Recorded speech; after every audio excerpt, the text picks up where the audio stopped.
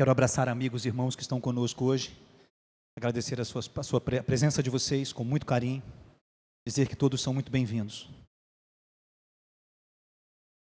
Dizer que continuamos abrindo o texto de Salmo 119, continuamos entendendo os aspectos relacionados ao que Deus pensa a nosso respeito e como isso muda a nossa cosmovisão, a nossa visão das coisas em particular e de todas as coisas,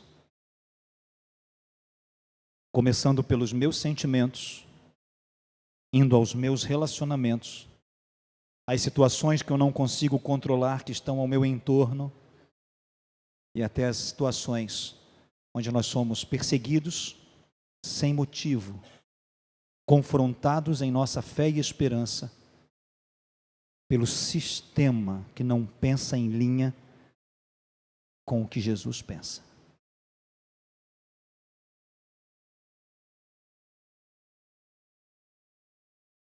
Um homem chamado John Stott, há alguns anos atrás, creio que na década de 80, foi traduzido para o português, mas eu acredito que a literatura é um pouquinho anterior à década de 80 do século passado. Esse pastor chama-se John Stott. E ele expôs, verso a verso, os capítulos 5, 6 e 7 de Mateus. E ele colocou o nome do seu livro, Contra Cultura de Cristo. Ou cristã. E o que ele ensina é que aquilo que Jesus pensava e a maneira como ele se expressava ia de encontro à estrutura cultural e religiosa do seu tempo. Porque refletia o que Deus pensa a respeito de nós e não o que a religião pensa a respeito de nós. O que Deus pensa a respeito de nós e não o que a cultura pensa a respeito de nós. A composição da minha identidade é espiritual, porque nós somos seres espirituais, que têm corpo e possuem alma.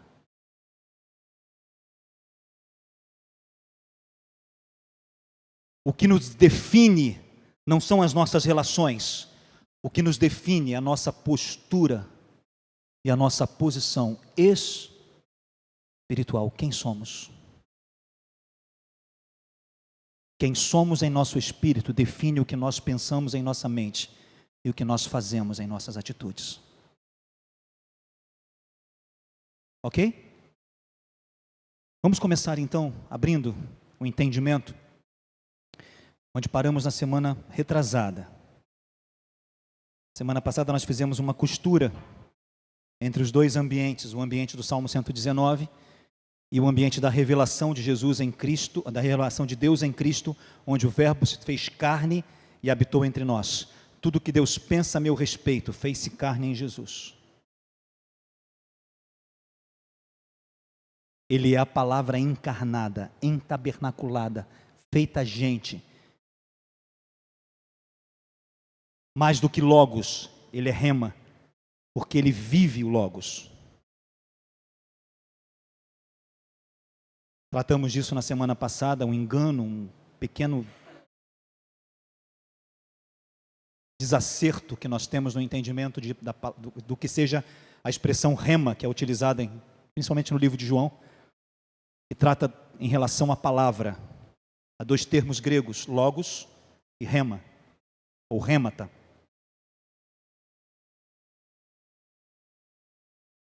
Se o logos é a palavra que compõe aquilo que Deus pensa no seu todo, rema é quando esta palavra se torna vida. Porque ela não se torna vida quando eu a falo, ela se torna vida quando eu vivo, experiencio isso. Não se fala rema, se vive rema. As palavras que eu vos tenho falado são espírito e vida. O evangelho que eu vos tenho anunciado, diz o apóstolo Paulo em 1 Coríntios, não é palavra de persuasão, mas manifestação do Espírito e da dinâmica, e do poder, e da funcionalidade. Amém? Recapitulamos rapidinho o que vimos semana passada? Bom, dentro do Salmo 119 estamos trabalhando os aspectos: lei, testemunho, mandamento, estatuto, juízo e palavra. O que é isso? É o que Deus pensa a meu respeito. Isso se constitui o padrão de Deus para mim, o entendimento dele a meu respeito, em todos os níveis que eu possa pensar a minha vida. Trabalhamos isso abundantemente nos últimos dias. Tratamos também dos aspectos vivenciais que o Salmo 119 expõe, e nós chamamos de aspectos internos e externos. Os aspectos internos, sentimentos como frustração, rejeição, esgotamento, angústia, e aspectos externos, que têm a ver com reveses, adversidades, tribulações, perseguições e questões que têm a ver com nossas relações, principalmente nas relações interpessoais. A maioria das situações que ocorrem de adversidades e frustrações em nossos sentimentos decorrem dos relacionamentos interpessoais, em todos os seus níveis, e principalmente no ambiente de família. As crises se iniciam no ambiente de família. Está claro isso aí? Tranquilo? Aspectos internos, como já vimos, sentimentos, frustração, rejeição, esgotamento, angústia. Situações como os aspectos externos, adversidades, reveses, enfermidades, tribulação. Quem não passa por isso? Quem não enfrenta situações que não consegue controlar? Isso deixa a gente extremamente desconfortável, porque parece que cada dia que passa o nosso entendimento é que nós temos que ter mais controle das coisas, e quanto mais controle pensamos que temos, na verdade, menos temos controle sobre isso. Quanto mais nos colocamos dentro de calendários, de agendas, de horários, pensando, não, eu posso controlar, menos a gente tem condição de fazer outras coisas, de se ocupar de coisas mais importantes. Está claro? Amém? E quantas vezes reveses, situações que nós não planejamos, nos inquietam, nos frustram, situações que nós não conseguimos deixar, coisas que não conseguimos sequer vencer no nosso dia a dia, de atitudes, de posições que a gente já não quer aquilo e não consegue viver sem. Quando vê, está fazendo de novo. Todo mundo sente isso? Se alguém não sente, por favor, levante-se, que eu gostaria de te conhecer e te dar um abraço, porque eu preciso aprender com você. Quem é que não sente isso? As frustrações, o medo e a angústia por aquilo que não consegue controlar. Dia 18 de julho eu estava sentado, celebrando meu aniversário com a minha família. Uma viagem planejada para visitar o pastor Osmar, com as passagens já reservadas. No dia 21, eu comecei com um quadro de infecção urinária, na bexiga, na ureter e no epidídimo. Sexta-feira fez 45 dias que eu estou lutando contra essa infecção. E tudo que eu programei para os últimos 45 dias se tornou em absolutamente nada. Quem é que controla essas coisas? Ninguém.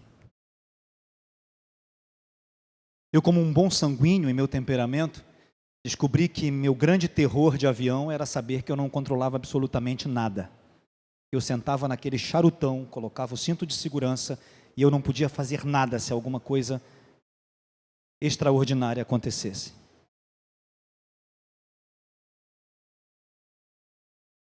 O que eu podia fazer? Nada.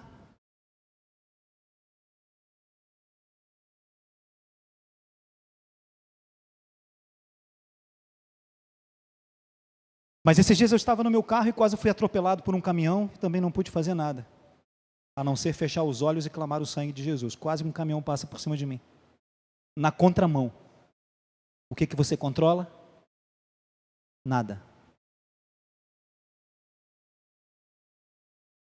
Controle é uma ilusão. Repita comigo, controle é uma ilusão. Você pensa que controla, mas na verdade a gente não controla absolutamente nada. os reveses e as situações acontecem conosco sem que nós esperemos. Esses dias eu atendi uma pessoa que estava passando por um quadro depressivo depois de um acidente. E ela se culpava pelo acidente porque ela não sofreu nada, mas nesse acidente o seu filho ficou muito machucado, ficou vários dias em coma. E essa senhora se culpava por isso. E como foi difícil dizer para ela que acidente é acidente. Se é acidente, você não planejou. Eu perguntei para ela, por acaso você planejou capotar o carro? Ela disse, não! Então por que culpa? São coisas que fogem ao nosso controle. Quando nós entendemos o que Deus pensa a nosso respeito, quando a palavra é para nós mais do que algo escrito, mas algo que a gente vive, a gente começa a entender como funcionam as coisas dentro de nós, como funcionam melhor as coisas em nossos relacionamentos e como funciona a nossa realidade para lidar com situações que nós não controlamos. Nós não podemos controlar nada.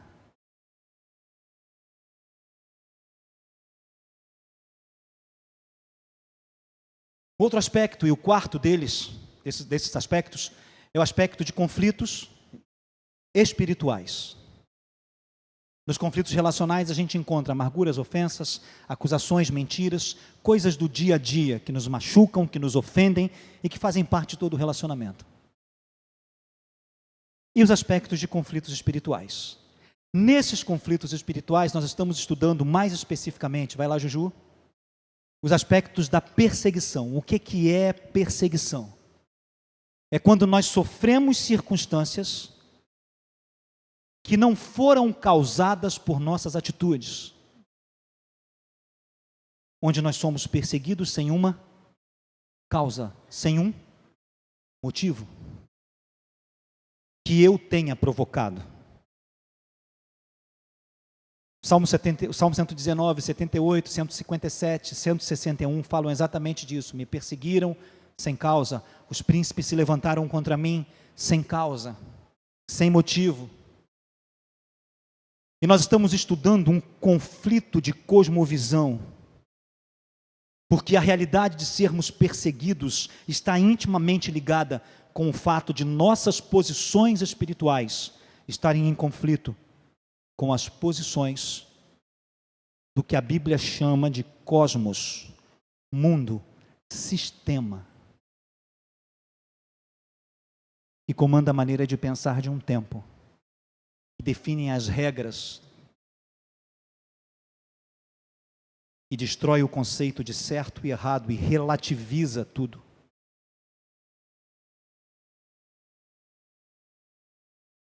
Então nós fizemos um quadro para entendermos isso. Perseguição e colheita, qual é a diferença? A diferença entre ser perseguido e colher o que você semeia é exatamente a causa. Abra sua Bíblia comigo em Mateus capítulo 5, por favor. Mateus capítulo 5, os versos 10 e 11. Bem-aventurados os que sofrem perseguição por causa da justiça, porque deles é o reino dos céus. Bem-aventurados sois vós, quando vos injuriarem, vos perseguirem e mentindo disserem todo o mal contra vós,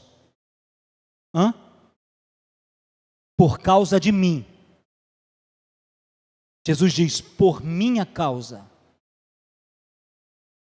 Então, o que caracteriza um processo de perseguição é quando algo é feito contra nós por causa dele. Está claro? Eu sou muito crítico a algumas coisas. Eu confesso que nós somos, como evangélicos, muito dados à vitimização.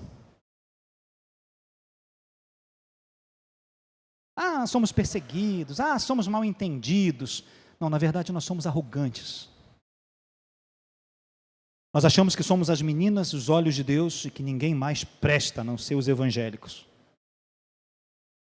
Arrotamos um caviar enorme depois de comer um prato de ovo frito. Né?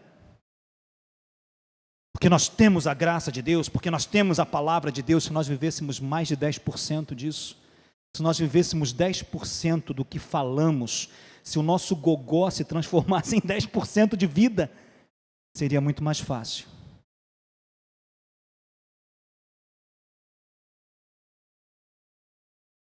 Somos levados a uma compreensão totalmente equivocada acerca de vida com Jesus, de pecado. Trabalhamos o conceito de pecado como se isso fosse uma cartelinha, uma regrinha que você impõe aos outros, quando na verdade o pecado é um estado de você não estar dentro do padrão de Deus. A palavra pecado vem do termo hebraico hamartia. É hebraico, não é? É grego. Hamartia. Tem certeza que é grego? Eu acho que é grego. Dá a ideia de você errar o alvo, estar abaixo do que se espera de você. Por qual padrão? Pelo meu padrão? Não, pelo que Deus pensa a meu respeito.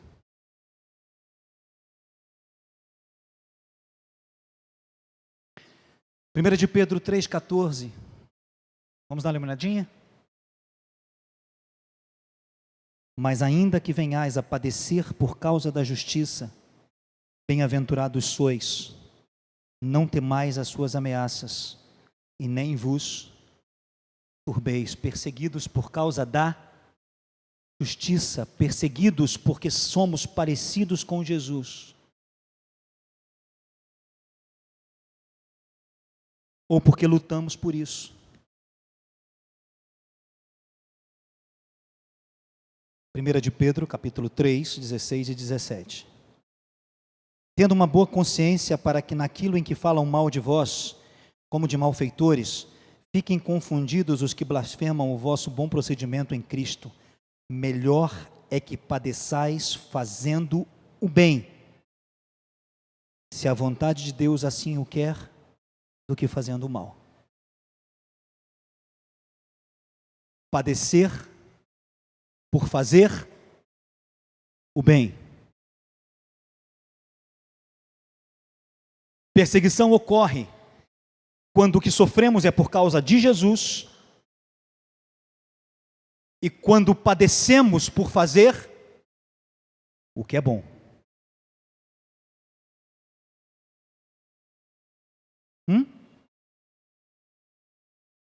Colheita é aquilo que 1 de Pedro capítulo 3, 15 nos fala.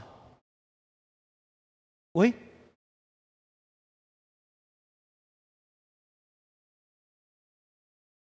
Isso.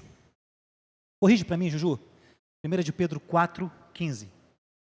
Eu errei o 3 ali. Vamos começar no 13.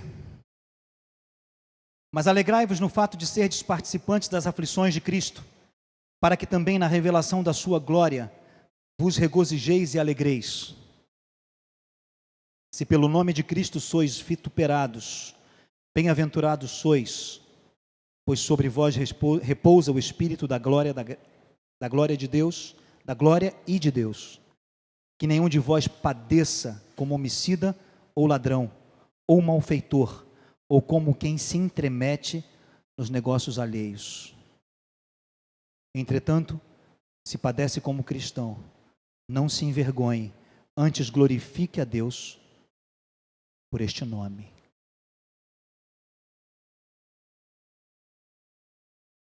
Quando é colheita?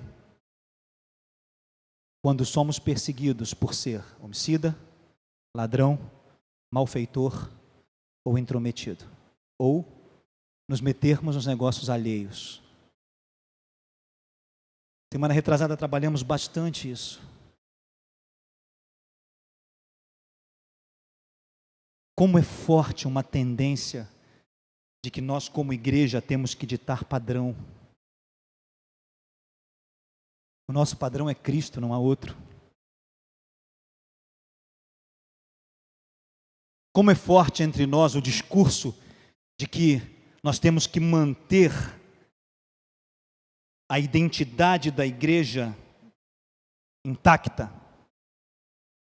Então, para isso, temos que expulsar os pecadores. Ótimo. O último que sair, desligue os ventiladores, apague as luzes, feche a porta.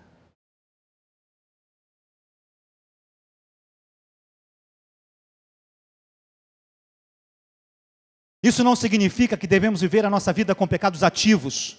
Gosto muito dessa palavra que o pastor Silas usa. Prática de pecado, quando você acostuma a viver aquilo e você não larga aquilo. Continua fazendo e fazendo e fazendo e fazendo e fazendo. O pastor Silas chama isso de pecados ativos. Não estou falando que é comum vivermos pecados ativos. Não estou dizendo que nós temos que nos apoiar nisso para vivermos de qualquer jeito. Eu estou dizendo que este parâmetro não é da igreja. Esse parâmetro é de Cristo Jesus. E quando Jesus trata disso, ele diz, quando teu irmão pecar, quando teu irmão quebrar o padrão, vai a ele. Se ele te ouvir, ganhaste o teu irmão. Se ele não te ouvir, leve 2 ou 3. Confronte-o, ensine-o, instrua-o. Se ele não te ouvir, faz o quê? Leva a igreja. Deixa o corpo agir. E se ele não quiser, então que ele seja tido como gentio, como estranho, como estrangeiro, como alguém que não é parte.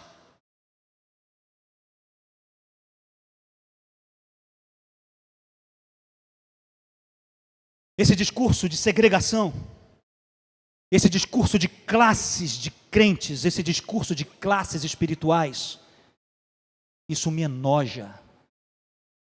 Nós não somos classes espirituais. Nós somos filhos do Deus vivo, nascidos de novo, vive em nós o Espírito da graça e somos chamados a sermos parecidos com Cristo Jesus. E isso é individual e ninguém recebeu a gerência desse processo para gerir isso em ninguém, a não ser o próprio Espírito. Se você não deixa o seu pecado por resistir ao Espírito, vai deixá-lo porque eu estou dando bronca em você. Não faz sentido. Se você resiste ao Espírito da graça, se você resiste àquele que foi crucificado pelo seu pecado, se você não pensa em Cristo Jesus antes de pecar, vai parar de pecar porque eu vou te constranger. Sério. Não cola. É um discurso vazio.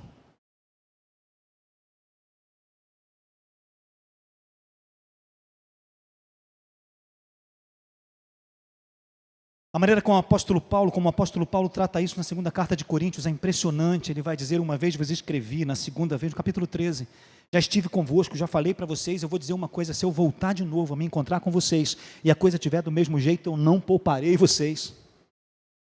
Ele diz, eu vou passar a régua. Eu vou confrontar e instruir conforme aquilo que Jesus diz.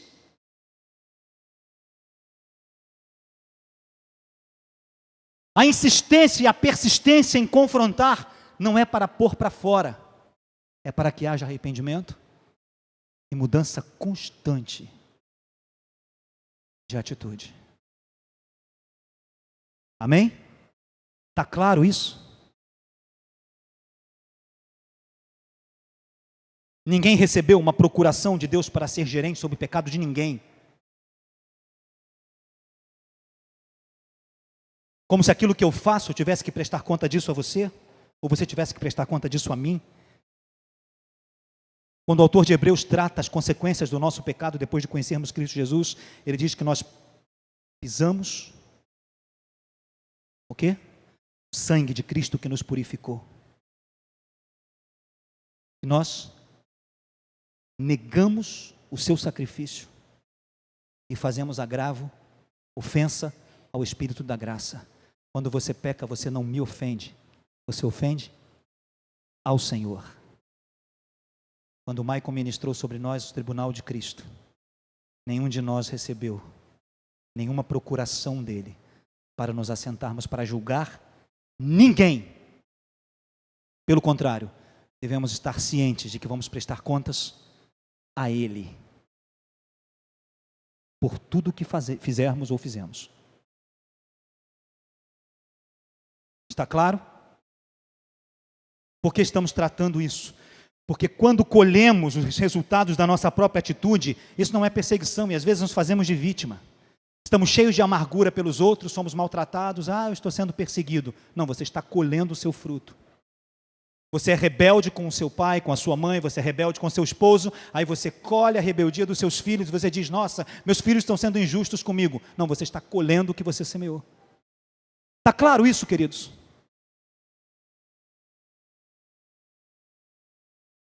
Eu não administro o que eu tenho. Eu estou sendo perseguido por um demônio de miséria. Para de usar o cartão de crédito em vão. Controla as suas contas. Você não vai ter problema. Não tem demônio de miséria batendo na tua porta. Tem descontrole de gasto. Vivo amargurado. Vivo cheio de angústia. Aí depois vou reclamar porque estou me sentindo mal. Claro. Quem vive em amargura é entregue a verdugos. Quem vive em amargura se priva da graça de Deus. Não sou eu que estou dizendo. São os textos, as informações claras da Escritura. Então eu não estou sendo perseguido coisa nenhuma. Eu estou simplesmente colhendo as minhas sementes. E o poeta profeta, ele arrocha ainda mais, porque ele diz que quem semeia vento, colhe tempestade. Isso porque Jesus já disse que às vezes plantamos uma semente, mas colhemos a 30, a 60 e a 100. Tanto para o bem, quanto para o mal, porque se a semente é ruim, também colhemos a 30, a 60 e a 100. Oi? O milho dá muito mais. Está claro isso, queridos? Então, quando nós estamos falando de perseguição, nós estamos falando de coisas que se levantam contra nós, de circunstâncias por causa de Cristo Jesus, ou por causa do nome dEle, por causa do que Ele nos ensina, por causa do padrão dEle, e não por causa das minhas atitudes. Vamos lá, Juju? Aí nós voltamos a 2 Timóteo capítulo 3, quando o apóstolo Paulo fala que haverá tempos difíceis. Ele começa a descrever que os tempos difíceis ocorrerão porque no meio da comunidade da fé, no ambiente de fé, no ambiente de convívio da igreja, existirão homens, e ele começa a descrever como essas pessoas serão. E amam a si mesmos, avarentos, presunçosos, soberbos, blasfemos, desobedientes a pais e mães, ingratos, maus, sem afeto natural, irreconciliáveis, caluniadores, incontroláveis, cruéis, sem amor para com os bons, traidores, precipitados, orgulhosos, que amam mais os prazeres do que amam a Deus e que têm uma aparência de piedade, mas negam o poder dela. Por isso os dias seriam difíceis. Porque existiria em meio àqueles que querem viver com Jesus, alguns e vivem no paralelo. Isso nos dá a entender que o primeiro nível de resistência ao que vem de Jesus ocorre dentro do próprio ambiente do corpo, ou do que nós chamamos de igreja, de comunidade.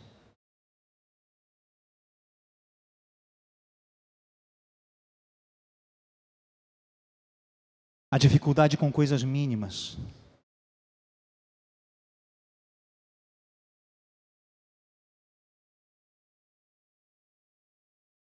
Eu acredito que não é necessário que a gente trabalhe cada uma dessas coisas, porque elas são muito claras. Não tenho o que explicar.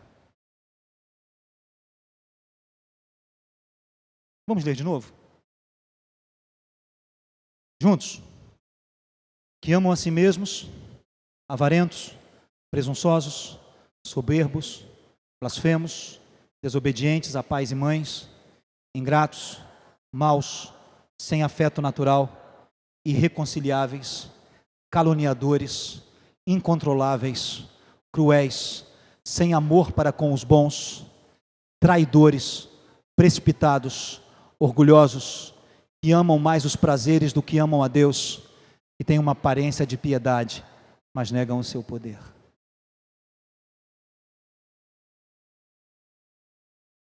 A cultura cristã. Graça e paz. Porque cristão se veste assim. Cristão fala assim. Cristão age assim. O parâmetro é estabelecido, o desenho é estabelecido. E você tem que se enquadrar nisso.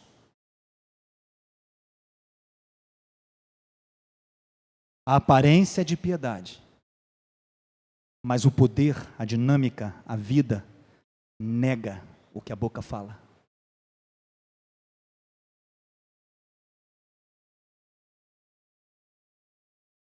Está claro isso?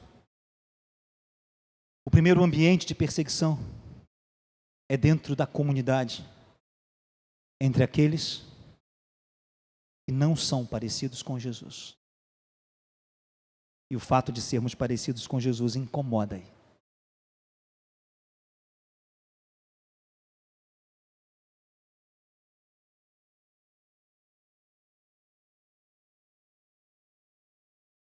Quando Judas escreve a sua carta, ele trata disso e nós vamos ler juntos a carta de Judas agora, mesmo que isso nos custe o restante do tempo.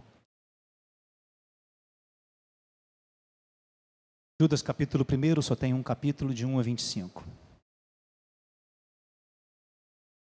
Livro de Judas, alguns comentaristas acreditam que foi um dos últimos a serem escritos no Novo Testamento, a carta de Judas. Alguns comentaristas dizem que quando Judas se apresenta como irmão de Tiago, o único Tiago que poderia ser apresentado dessa forma no contexto do Novo Testamento seria Tiago, irmão de Jesus. Oi? Isso. E os comentaristas também concordam que esse Judas possivelmente seja meio irmão de Jesus. Conviveu com ele. Andou com ele. Conviveu na comunidade da fé. Ouviu os ensinos dos apóstolos. Participou da primeira geração. E ele escreve uma carta impressionante que os comentaristas não conseguem detectar a quem a carta é escrita. Eu estava lendo isso hoje, um comentário, e rindo, porque é para mim. E se eles não sabem para quem, eu vos digo, é para mim. Quando Judas escreveu, movido pelo Espírito, não interessa a quem ele endereçou. Essa carta é para mim. Vamos ler juntos? Judas, servo de Jesus Cristo, irmão de Tiago, aos chamados, santificados em Deus Pai e conservados por Jesus Cristo. Misericórdia e paz e amor vos sejam multiplicados.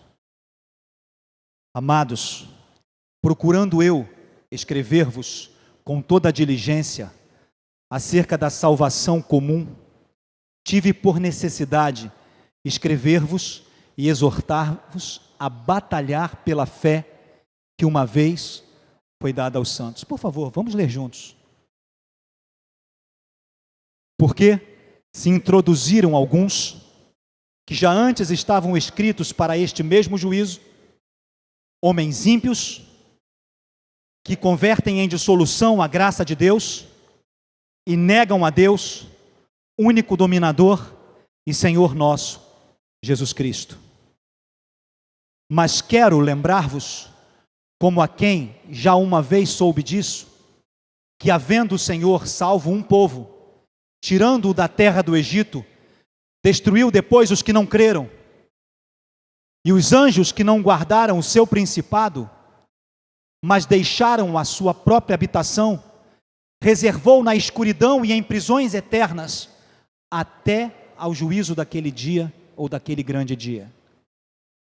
Assim como Sodoma e Gomorra e as cidades circunvizinhas que, havendo-se entregue à fornicação, como aqueles, e ido após outra carne, foram postas, por exemplo, sofrendo a pena do fogo eterno. E contudo, também estes, semelhantemente adormecidos, contaminam a sua carne e rejeitam a dominação e vituperam as dignidades. Vamos voltar ali um pouquinho. Estes, ele se refere àqueles que estariam infiltrados.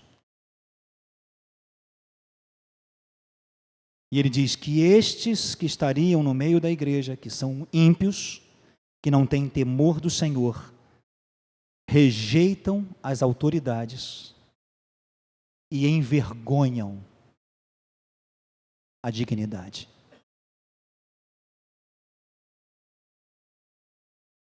Sabe o que é isso?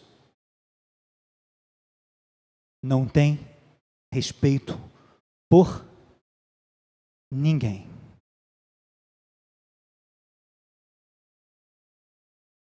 Esses dias eu estava ouvindo a declaração de um youtuber muito famoso, que alguns adolescentes adoram,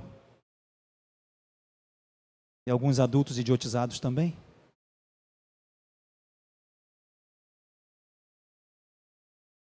E ele dizia: eu não respeito ninguém.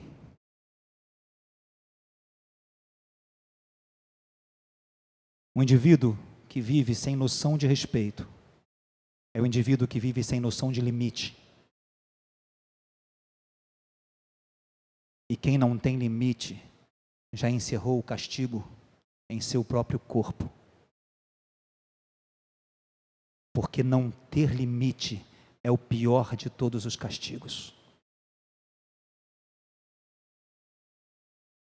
Não ter respeito por ninguém é um estado deprimente e triste.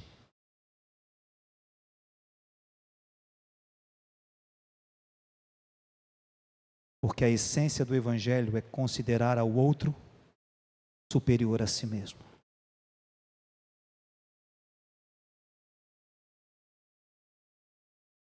Vamos continuar? Mas o arcanjo Miguel, juntos? Mas o arcanjo Miguel, quando contendia com o diabo e disputava a respeito do corpo de Moisés, não ousou pronunciar juízo de maldição contra ele, mas disse: o Senhor te repreenda. Nós vivemos num mundo evangélico hoje onde tudo é maldição. Se você não fizer isso, é maldição. Se você não fizer aquilo, é maldição. Isso aí aconteceu por causa de maldição, aquilo é por causa de maldição, aquilo é por causa de maldição. Na verdade, isso é um terror imposto a nós. Porque existe pouca compreensão do que significa autoridade e respeito. Uma autoridade, ela não é instituída pela força, mas pelo amor.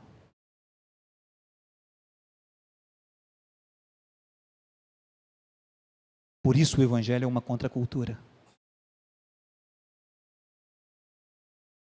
Porque na cultura do cosmos, do mundo, eu não estou falando de mundo, cosmos, mundo, sistema. Quanto mais poder você tem, mais admirado você será.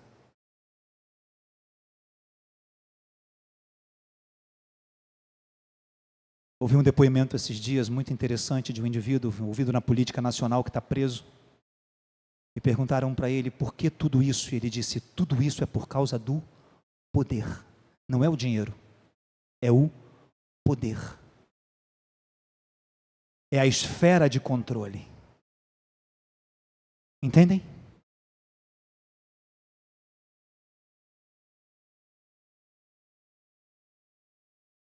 E parece que no meio evangélico nós estamos vivendo isso em posições que são feitas na marra, no grito.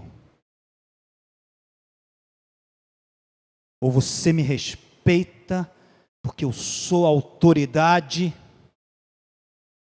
Uma vez eu estava fazendo um casamento com outros pastores e no momento de abençoar o casal eu pedi aos pais que viessem e eu disse que a autoridade legítima sobre aquele casal eram seus pais. E quando eu terminei o casamento, 2 pastores me cercaram e me perguntaram: que negócio é esse que a gente não tem autoridade? Que autoridade é essa? Da onde vem essa ideia? Quem ensinou para a gente essa loucura?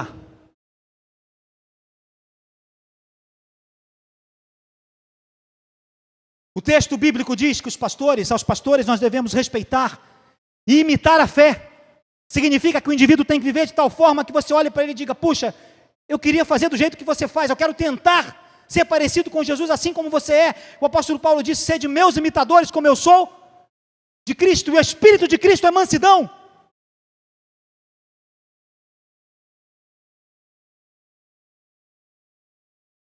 Alguns anos atrás nós estávamos reunidos num ambiente e alguns irmãos haviam deixado a congregação, bravos comigo, bravos com a igreja, e estavam em outra congregação, e alguns líderes me perguntaram o que nós vamos fazer com eles. Eu disse: absolutamente nada.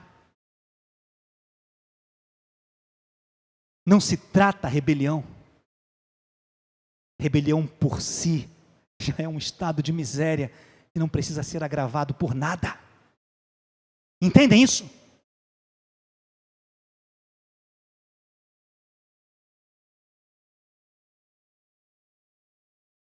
O espírito que confronta tudo, que não respeita ninguém, por si já está num estado de miséria. Nós não precisamos fazer nada para agravar isso. Pelo contrário, ter misericórdia e compaixão.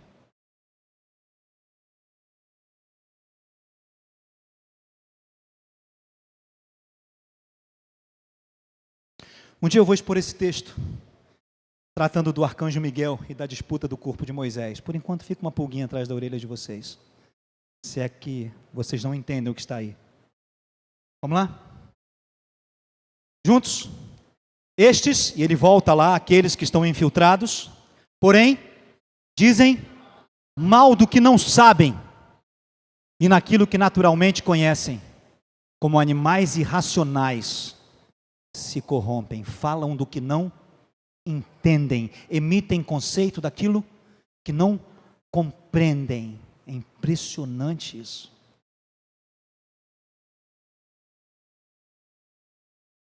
Vamos seguir? Ai deles, porque entraram pelo caminho de... Qual foi o caminho de Caim? Exatamente, sabia o que tinha que fazer, mas fez do seu jeito. Quando Deus aceita a oferta de Abel, que foi feita como Deus queria, e Caim sabia que não estava fazendo do jeito que devia, ele fica irado, porque quem fez como devia foi aceito e ele não. É cara de pau demais. E o que ele faz? E o que ele faz? A revolta dele é porque ele não foi aceito por Deus, mas ele mata quem? Mata seu irmão. Isso é muito comum no meio chamado evangélico no Brasil. Eu me iro com aquilo que eu acho que Deus não fez, mas eu desconto no meu irmão. Seguem pelo caminho de Caim. Juntos? E foram levados pelo engano do prêmio de... Conhecem Balaão? Balaão foi um homem que recebeu dinheiro para profetizar contra o povo de Israel. Profecia comprada. E quando ele se posta na posição para profetizar contra o povo de Deus, quando ele vai falar, o Espírito resiste a ele, e o que ele consegue pronunciar é bênção. Não se pode amaldiçoar aquilo que Deus abençoa, nem por dinheiro.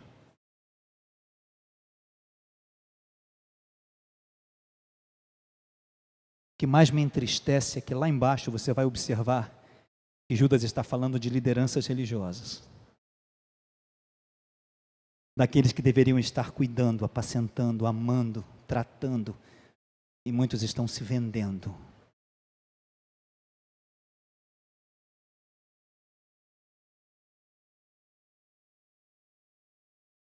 E pereceram na contradição de Coré. Lá em Números 16 tem a história de Coré. Coré foi um cara que resolveu chegar para Moisés e dizer assim: por que Deus lida com você e não lida com a gente? E ele disse: vamos fazer uma disputinha aqui? Eu vou trazer algumas pessoas que vão trazer os incensários, e a gente vai fazer uma disputinha aqui para ver quem é que tem a aprovação de Deus no negócio. Depois, por curiosidade, leia número 16.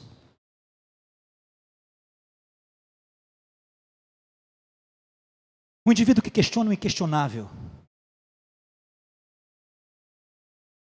Um indivíduo que quer palco, que quer reconhecimento.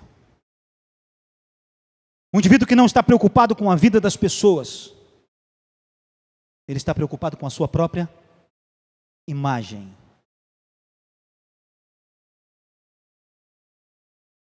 E por isso ele questiona as coisas mais óbvias. Por que Deus escolheu Moisés? Porque Deus escolheu Moisés. Quem disse que Deus te escolheu? Foi o Senhor. Era a experiência de Moisés e Deus. Uma experiência ministrada diante de todo o povo quando Moisés subiu ao monte. Todos viram. Só que Coré estava tão cego que talvez ele não tenha visto. Para a gente encurtar a história, houve um momento que Deus disse: separa, sai de perto da tenda deles. E a terra se abriu e engoliu os indivíduos que estavam em rebelião. E o texto diz que eles foram sepultados vivos.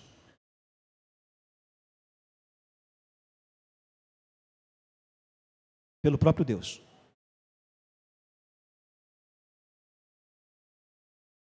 Vamos continuar? Vamos lá?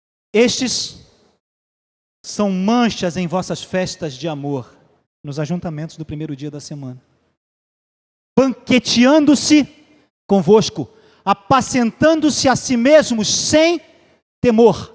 São o quê? Nuvens sem água, levadas pelo vento de uma para outra parte. São como árvores murchas, infrutíferas, 2 vezes mortas e sem raízes. Ondas impetuosas do mar escumam as suas mesmas abominações. Estrelas errantes para as quais está eternamente reservada a negrura das trevas. Está claro que ele não está falando de filhos de Deus. Está claro que ele não está falando daqueles por quem Jesus morreu e aqueles que querem viver em Cristo.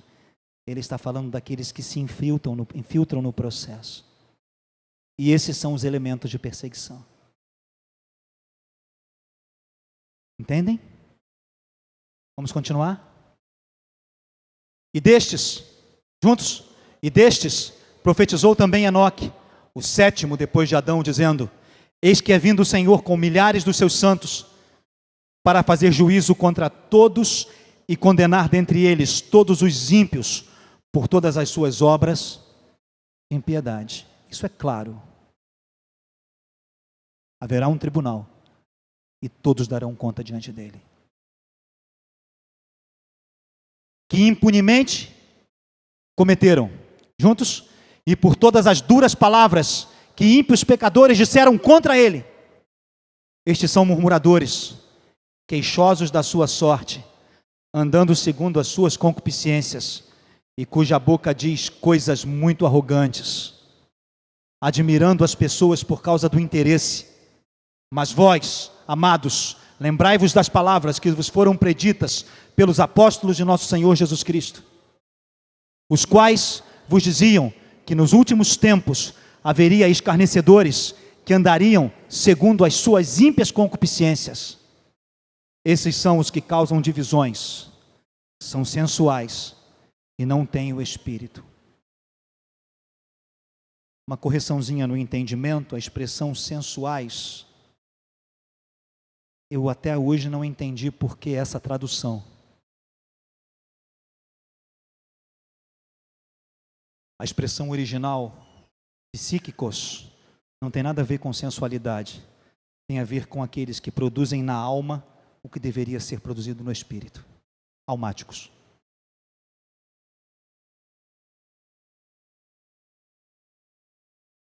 Como eles não têm o espírito, então eles tentam reproduzir o que é espiritual através dos seus sentimentos, da sua alma, imitam,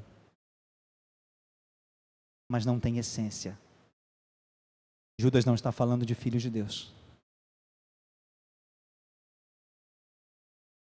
Judas está falando daqueles que ainda não nasceram de novo e que convivem até em lideranças, impondo um parâmetro que não é o de Cristo Jesus. Está claro isso, queridos? Essa palavra não é para que nós olhemos isso e pensemos, isso é comigo, não é não. Isso é para que ouçamos a palavra e saibamos de onde virá aqueles que nos resistem.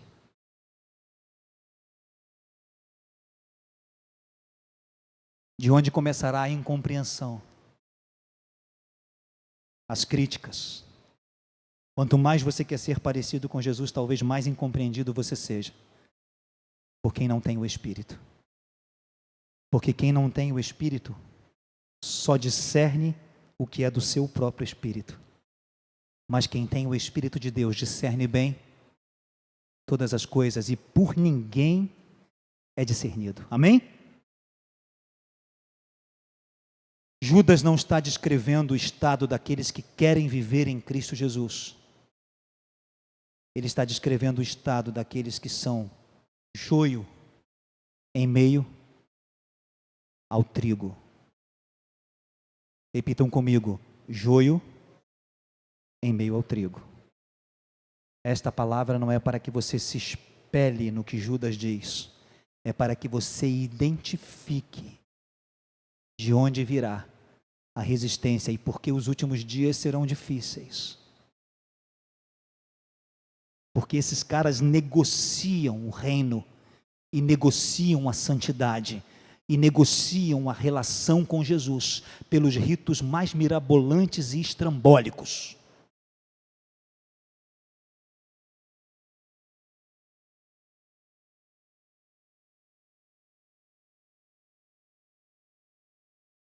Fui convidado uma vez para dar uma palavra aos jovens de uma igreja.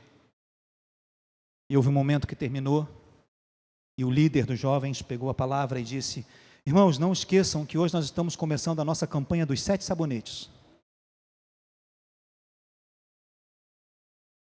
7 sabonetes. E você ia levar para casa os 7 sabonetes por uma oferta simbólica de R$160. Nem o Febo custa isso. Nem o Dove. Se você comprar 7 sabonetes Dove top de linha, se você comprar aqueles da Natura, Boticário, talvez não custe isso. E você ia levar os 7 sabonetes para você usar um por semana, durante 7 semanas. Aí tinha o sabonete da libertação, o sabonete da prosperidade, o sabonete da vida familiar, e aí você tomando banho com aquele sabonete, as coisas iriam melhorar. Alguém te contou? Não, eu estava lá, sentado. E o rapaz ainda disse para mim assim: pastor, o seu kit já está guardado.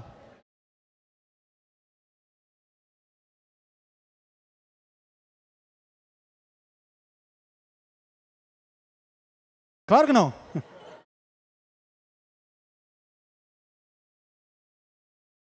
Esses dias eu ouvi um ministro falando na televisão, numa igreja do Rio de Janeiro, e ele estava falando da campanha do combo da libertação. É um combo. Você participava do evento e você tinha libertação e prosperidade, era um combo. Igual você compra quando você vai em restaurante, né? Você compra o sanduíche, aí ganha a batata frita e o refrigerante. Aí você paga o combo. Você faz uma assinatura nessas operadoras, aí você tem um combo, você ganha telefonia celular, telefonia fixa, internet, é um combo. Era a campanha do combo da libertação. 3 dias de reunião de poder e fogo, e no final, a grande oferta de desafio correspondia a 1 mês do seu salário. Urra! Os caras não estão brincando, não.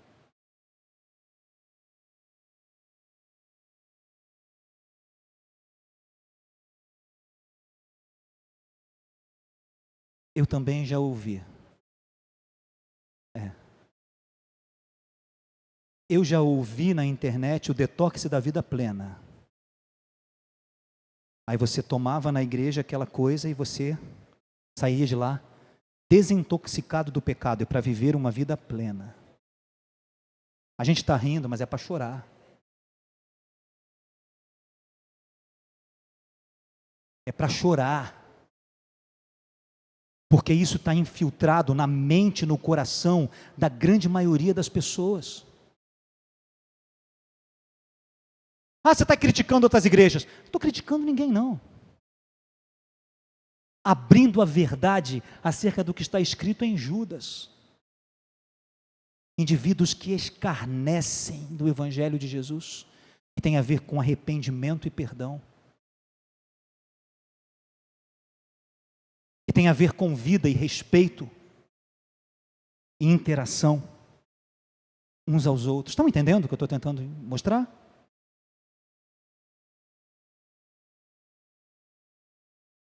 Pode continuar, Juju, para a gente fechar.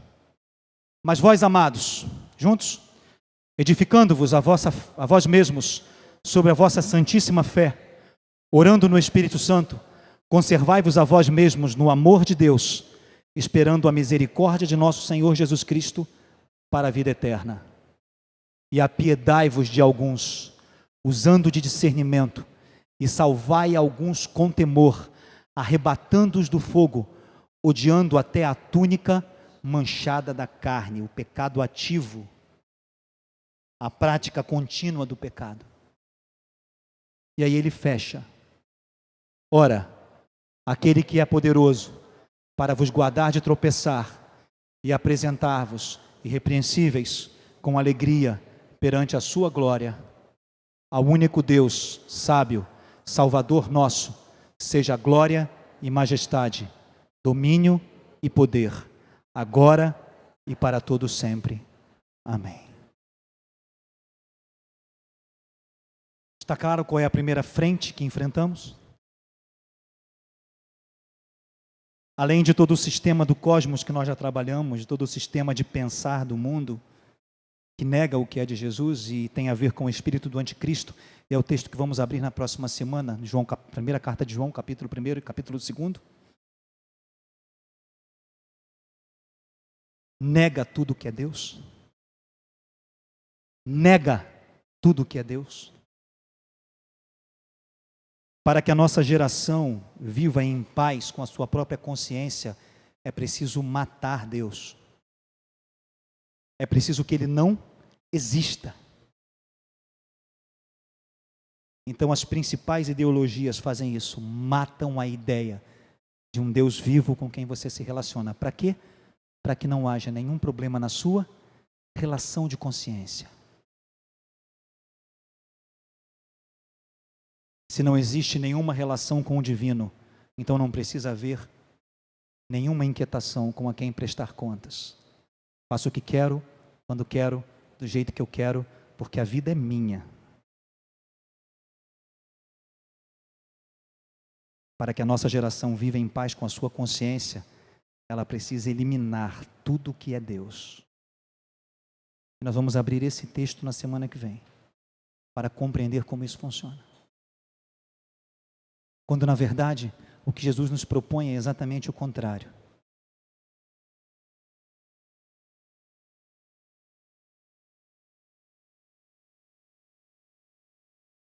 Vinde a mim, todos vós que estão cansados e sobrecarregados, e eu vos darei alívio. Tomai sobre vós o meu jugo, aprendei de mim, que sou manso e humilde de coração. Porque o ladrão vem para roubar, matar e destruir. Eu vim para que tenham vida e tenham vida plena. Quando ele confrontou os religiosos do seu tempo, escribas e fariseus, ele disse: vocês examinam as Escrituras, pensando ter nelas a vida eterna, elas testificam de mim. E ele diz: e vocês não querem vir a mim para ter vida. É chocante isso. Como?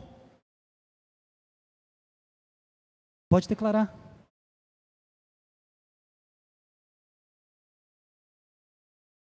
Isso.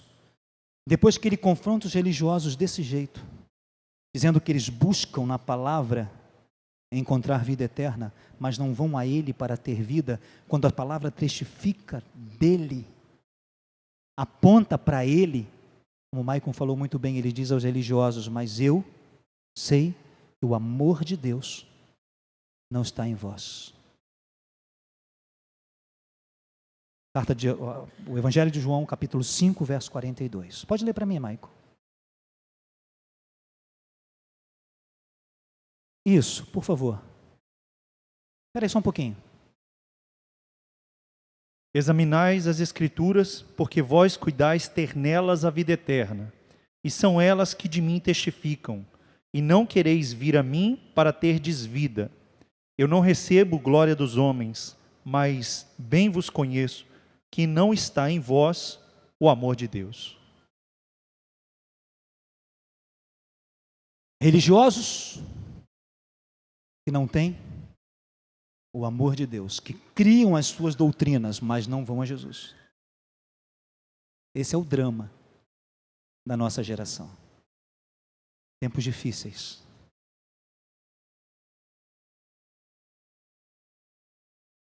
Esse é o primeiro ponto de resistência.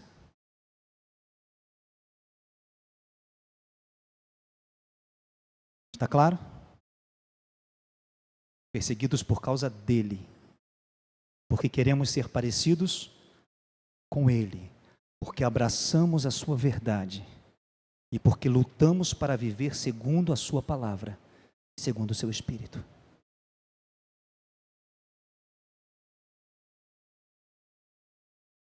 Por que é importante entendermos esses aspectos? Porque a nossa relação com Jesus e a nossa relação com o que Ele pensa a nosso respeito nos ensina a lidar com essas coisas. Como resistir a isso? E permanecer firme, sem que isso roube de nós a esperança. Ontem eu estava falando com a Zuleide que essa semana o Senhor tem ministrado ao meu coração constantemente, na expressão que diz: e Ele limpará dos nossos olhos toda lágrima. Não importa se há sofrimento e se há choro. O choro pode durar uma noite, mas a alegria vem pela manhã. Amém? Vamos ficar de pé?